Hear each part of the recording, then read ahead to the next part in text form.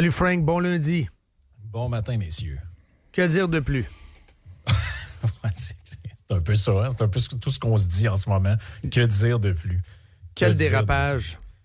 Ce sont des dérapages multipliés, surtout en plus, moi, ce qui me fait... Ce que je déplore le plus, je pense, c'est la répétition et la répétition et la répétition de trucs qui sont carrément faux. De trucs qui sont carrément faux. Je veux dire, l'histoire que Charlie Kirk appelait à lapider des gays, ou je sais pas trop, tu peux trouver genre 15 vidéos de lui sur Internet où il y a des jeunes qui s'approchent à lui et disent « Ouais, je suis gay, telle affaire. » Puis ils disent « First of all, bienvenue, blablabla. » Puis il était ami avec des gays. Ruben, il est gay. Le commentateur américain très connu. Il est gay, proche de lui. Lui et son chum, il le recevait à souper. Don Lemon qui fait un vox pop, l'ancien cave de CNN qui fait des vox pop avec des noirs. Ah ouais, vous avez de l'empathie pour lui, même s'il dit qu'il n'aimait pas un noir. Il n'a jamais dit qu'il n'aimait pas un noir. Il n'a jamais dit ça. Fred Bérard, je l'haïs pas, c'est une grand gueule, mais c'est un avocat. Il est très, très hater de Trump, mais qui va raconter des conneries. Luc Laliberté, toujours un prof en passant, qui dit qu'il voulait réhabiliter Hitler.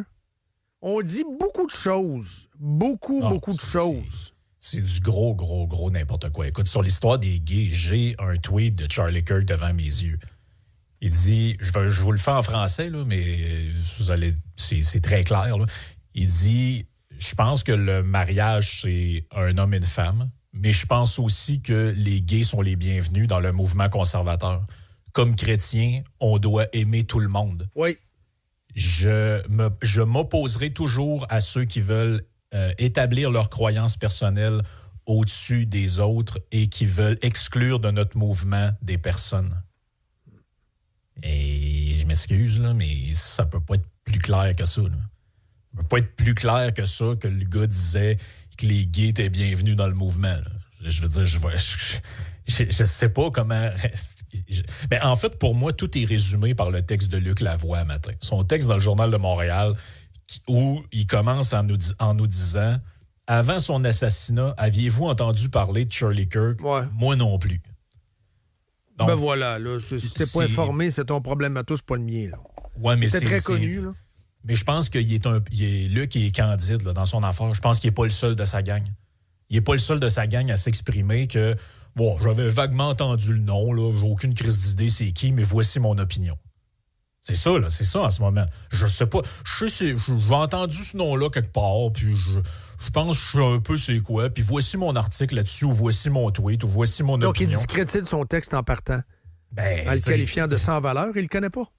Et voici pourquoi je suis un ignorant, et voici mon opinion. Ouais, c'est ça. C'est un peu ça, là.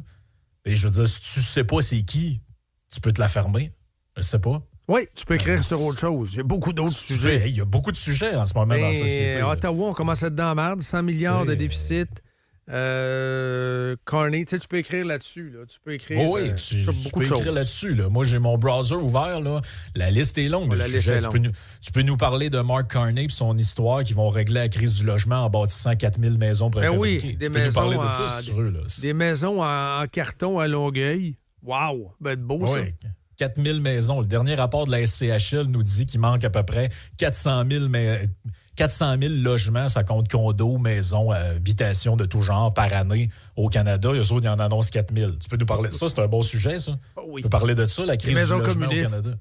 Alors, regarde dans le catalogue, là, prends-toi un modèle. Le fédéral va avoir un catalogue. Là. Ça, c'est pas moi qui le dis, c'est lui. Là. Il va avoir 3 modèles. Un peu comme les maisons...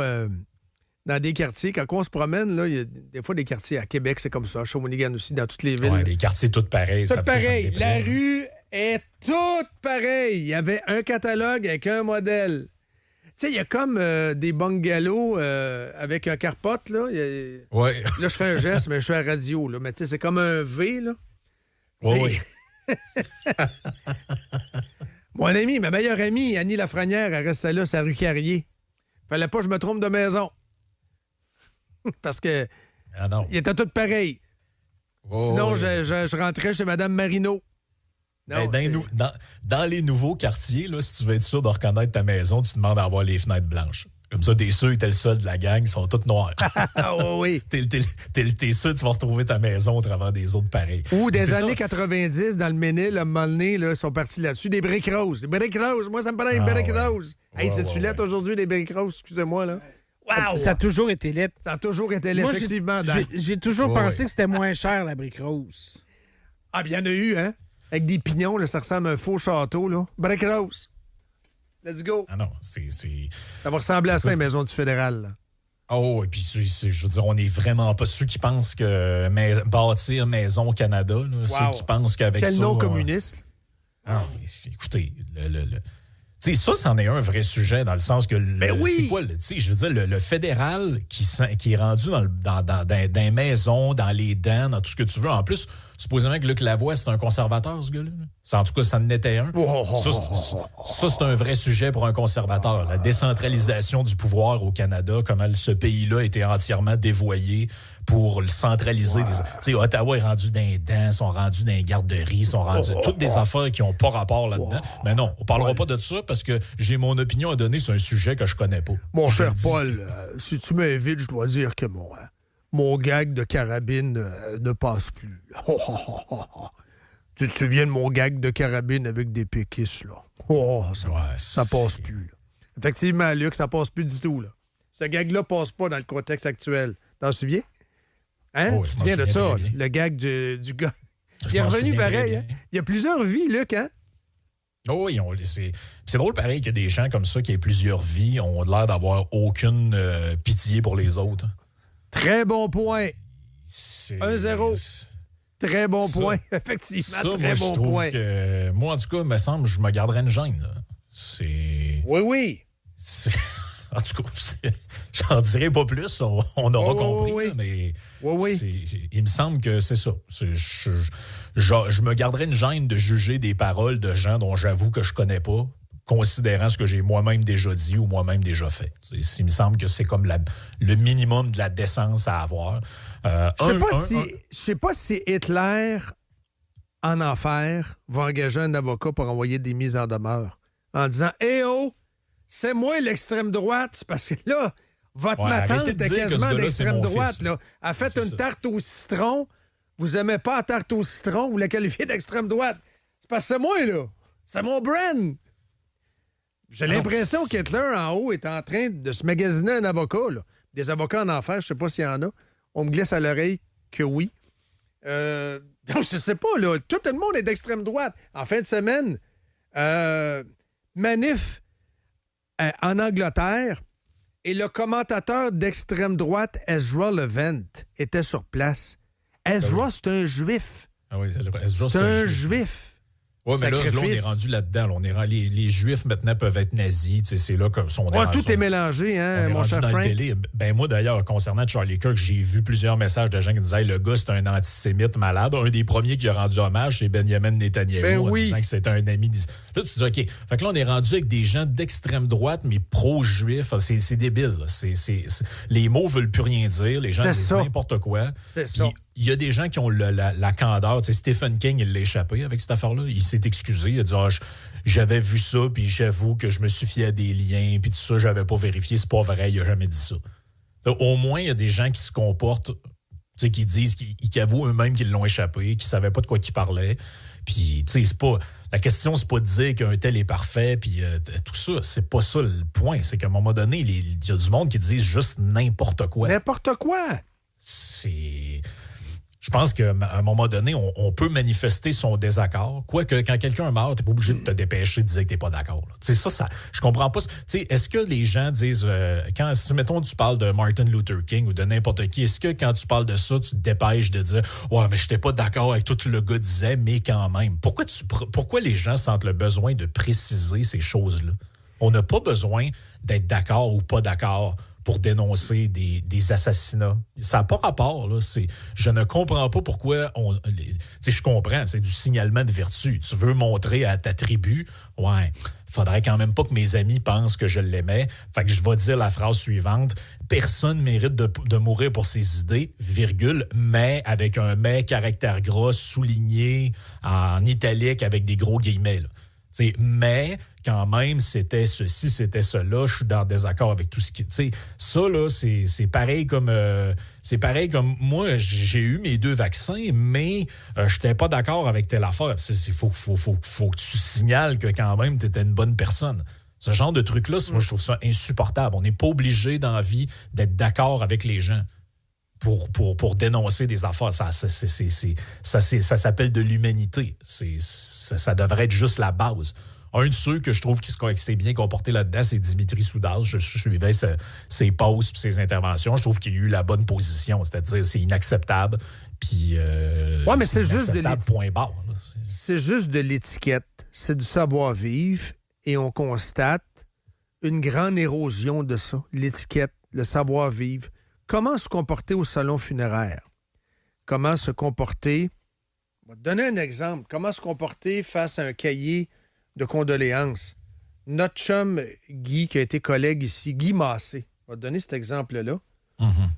Je fais un post. En fait, c'est son message à sa conjointe, peut-être. Là, en fait, c'est sur son post Facebook. Bon, je vous annonce que Guy est décédé, etc. Moi, je l'ai mis sur la page de Montréal pour que les gens commentent. Puis oui, Guy, je m'en souviens, on a eu tellement de plaisir à t'écouter le week-end. Mais il y a toujours bien 2-3 crétins qui sont allés dire « Ah, t'as fait vacciner, hein, Massé? Tu le payes, le prix, hein, le vaccin? » Ça, je suis plus capable. Non, mais ça, moi non plus, je suis plus capable. Mais c'est le manque d'étiquette, le manque de politesse, le manque de respect. T'sais, Aumier Roy est décédé, il faut le saluer. Moi, je pense être un grand de la radio. Il y en a-tu un dans la gang qui va dire « Ah, si, il a calé mon livre. » Parce que il donnait des coups de coude de René Aumier-Roy. Il a calé mon disque, mais il critiquait plus ou moins les disques, c'est plus les films, là, avec Joly à TQS. Il y a eu un show à TQS, à un moment donné, ça brassait. Là. Ben, il faut que tu lèves le pied à un moment donné, il faut que tu rendes hommage. La contribution. Il a amené sa contribution sur la Terre. René Aumier-Roy, pour parler de lui, parce qu'il vient de décéder, c'est quelqu'un qui n'avait pas la langue dans sa poche. C'était un homme libre. Moi, j'aime les hommes libres. Homme avec un grand H. C'est quelqu'un qui n'était pas corrompu moralement, entre guillemets. Il ne se sentait pas obligé de licher le cul d'un tel parce que c'est son ami. Moi, j'ai beaucoup d'admiration pour des gens comme René Aumier-Roy. Il en manque au Québec. Mais ça, il faut, à un moment donné, c'est le savoir-vivre, Frank. Quand on va au salon funéraire, mon oncle Armand, peut-être qu'il était alcoolique pendant 35 ans. Puis il a envoyé chier du monde et tout, mais tu lèves le pied. Même chose avec Kirk. Tu lèves le pied. C'est un homme qui s'est fait assassiner froidement. Mais merde, le manque de jugement. Il y a une prof, ça, je viens de retweeter ça, au Canada anglais, beaucoup de Canadiennes anglaises l'ont échappé. Il y a une prof qui a diffusé, tu l'as vu ça, c'est en Ontario, elle a forcé ses élèves en classe à visionner l'assassinat de Charlie Kirk. L'assassinat là, de lui, proche, qui reçoit la balle. On le voit, ça, ce vidéo-là, il circule. Elle a dit, vous devez voir ça, parce que ça, c'est la marque d'un fasciste qui mérite de mourir, blablabla. Là, puis elle a fait un gros discours sur l'antifascisme. C'est dégueulasse. Donc, on transgresse vraiment. Il n'y a plus de limite, Frank. Il n'y a plus de limite. C'est la sauvagerie. Il n'y a plus de limite parce que plusieurs personnes déshumanisent les autres. Oui. Puis dans le processus de déshumanisation, des fois, on se demande comment ça se fait que des saloperies sont arrivées dans l'histoire. Tu dis, voyons, les gens, il n'y avait pas de morale, ça. C'est le processus de déshumanisation. Ça a été décrit par plusieurs auteurs. Mais c'est un processus à travers lequel tu ne penses plus aux humains, mais tu penses à ce qu'ils représentent. Parce qu'on ne se le cachera pas. Les gens qui festoient là-dedans, dans leur esprit, ils ne voient pas un homme. Ils voient l'ombre de Donald Trump. Voilà! C'est le fantasme transposé du meurtre de Donald Trump. J'ai entendu ça d'un analyste en fin de semaine. Je ne sais pas si c'est sûr que c'est ça, là. Ces gens-là fantasment sur un meurtre qui n'est pas arrivé finalement, que celui de Butler. Donc pour eux, Butler, c'est un échec. Et il fantasme parce que c'est l'un des plus proches de Donald Trump. Il a contribué à sa victoire, au dire même de Donald Trump. C'est carrément ça, l'histoire. C'est inquiétant de vivre dans ce monde-là. Très inquiétant. Là. Moi, j'ai vu des réactions, mais je me disais, mais OK, c'est parce que ça va, les amis. Là. Je veux dire, ça pourrait être des gens que vous connaissez. Puis, tu sais, oui. le pire, c'est que des kidams disent des choses comme ça. Des fois, on manque de jugement, puis on manque de distance par rapport à un événement. Puis ça, à la limite, je peux d'une certaine manière pas l'excuser, mais le comprendre. Là. Mais que des gens connus, par exemple, ou dans des médias réagissent de même, je me dis, ben oui, mais tu n'es une personne qui s'exprime, tu n'es une personne qui donne ton opinion, tu n'es une personne qui fait des chroniques dans le journal ou à la télé ou à la radio. Je veux dire, t'aimerais ça, manger une balle dans le cou pour ce que tu dis? Je veux dire, ça n'a pas de bon sens. Si tu vois bien que ça n'a aucun sens, penser de même. Il y a quelqu'un qui dit sur un texto, il n'y a plus de limite là, des deux bords, les amis, à gauche comme à droite. Non, arrêtez ça, là. Both sides, là. On va juste arrêter ça, là. Jamais vous n'avez entendu sur les antennes que vous privilégiez, les antennes supposément de droite au Québec, jamais quelqu'un ne s'est réjoui de la mort de quelqu'un. Jamais. Si vous prétendez ça, vous mentez. C'est un mensonge. Jamais vous êtes capable de me trouver un audio de quelqu'un qui part à rire parce qu'il y a quelqu'un de gauche qui est mort. Ça n'est pas arrivé. Désolé, là. Ça, c'est wrong. Ça n'est pas arrivé, là. Allez pas jouer là-dedans, les amis. Là. C'est wrong. Vous n'avez pas de stats à livrer. Là. Vous n'avez pas de faits à donner. Vous n'avez pas d'audio à nous faire entendre. Ça n'existe pas. C'est une lubie, c'est une invention. Elle n'est pas là. Frank, t'es salué. Salutations à ton chum Yann également. Salut. Merci, les gars. On s'en parle.